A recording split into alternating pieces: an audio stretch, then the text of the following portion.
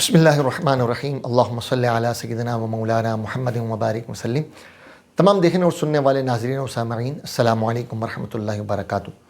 انشاءاللہ عز و جل آج میں آپ کے سامنے افضل ترین صدقہ کون سا ہے انشاءاللہ اس کے متعلق احادیث مبارکہ پیش کروں گا کہ نبی پاک صلی اللہ تعالی وسلم نے کس صدقے کو سب سے افضل ترین صدقہ قرار دیا۔ چنانچہ حضرت سعد بن عبادہ رضی اللہ تعالیٰ عنہ کی والدہ کا انتقال ہو گیا۔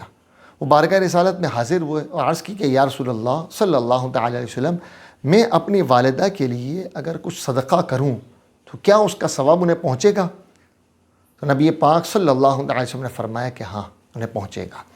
پھر انہوں نے عرض کی کہ یا رسول اللہ صلی اللہ تعالیٰ علیہ وسلم، افضل ترین صدقہ کون سا ہے؟ نبی پاک صلی اللہ تعالیٰ علیہ وسلم نے فرمایا پانی کا صدقہ سب سے افضل ترین صدقہ ہے۔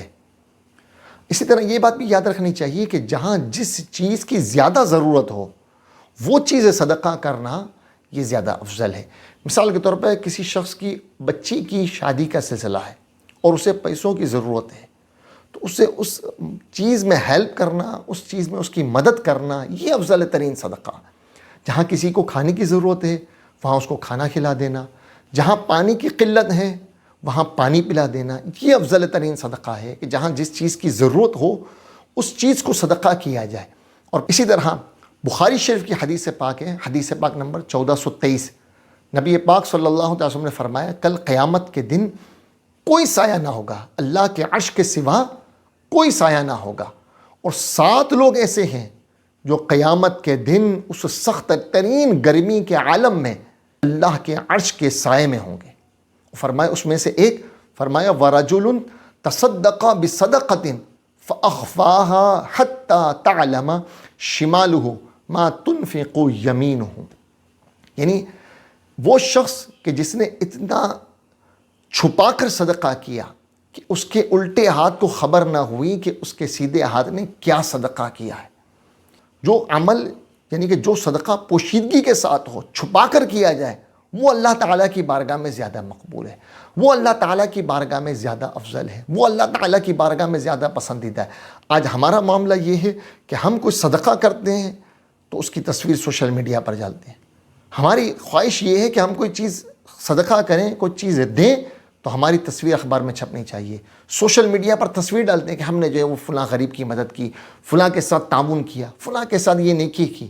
ہونا یہ چاہیے کہ صدقہ پوشیدگی کے ساتھ کیا جائے اور اخلاص کے ساتھ کیا جائے، لوگوں کو دکھانے کے لیے نہ کیا جائے۔ تو جس عمل میں اخلاص زیادہ ہوگا، جس عمل میں پوشیدگی زیادہ ہوگی، وہ عمل اللہ تعالیٰ کی بارگاہ میں زیادہ مقبول ہوگا۔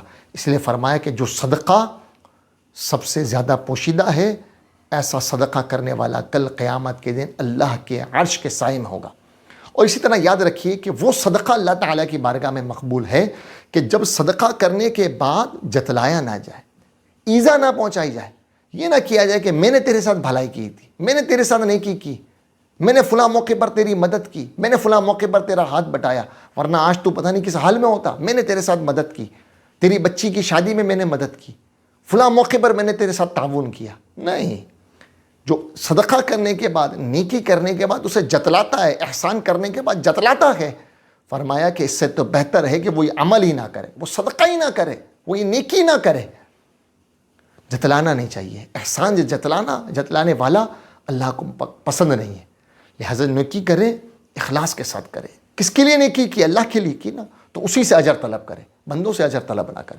اسی طرح صدقہ کریں تو اخلاص کے ساتھ کریں اور چھپا کر کریں، تاکہ دینے والے کی عزت بھی مجروح نہ ہو، اس کی بھی عزت پر حرف نہ آئے، اور ہمارا صدقہ بھی اللہ کی بارگاہ میں قبول ہو جائے۔ تو ایسا شخص کل قیامت کے دن اللہ کے عرش کے سائے میں ہوگا۔ اللہ تعالیٰ سے دعا ہے کہ اللہ تعالیٰ ہمیں پوشیدگی کے ساتھ صدقہ کرنے کی توفیق عطا فرمائے۔